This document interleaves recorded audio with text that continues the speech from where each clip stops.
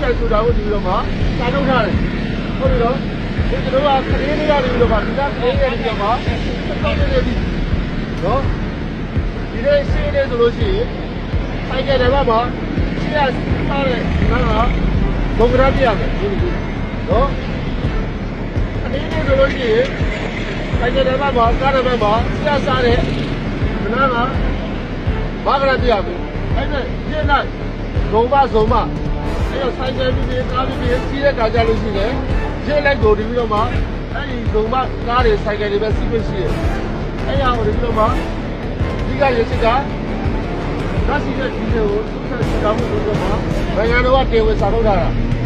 အဲ့ဒါကျွန်တော်ကဒီပြီးတော့မှကလေးတွေကနေပြီးတော့ဆက်သွယ်နေတယ်လို့ဒီလိုတရားမဲ့နေတဲ့ဟုတ်လား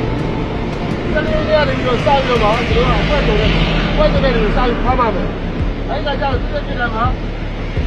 ဟောကလာရဲ့ဒါမျိုးတက်တဲ့တောင်းရှိအခုလုံးကိုတပြီးတော့မှဒီကမှာဟောတာဝေဒန်တစ်ခုလုံးရှိတယ်ဟောကလာရဲ့ဒါမျိုးတစ်တောင်းရဲ့လောက်တယ်ဟောကလာရဲ့ဒါမျိုးတစ်တောင်းရဲ့အဲ့တော့အဲ့ဒါစနေနေ့ကစားပြီးဖမ်းပါတော့စနေနေ့ကစားဖမ်းပါတော့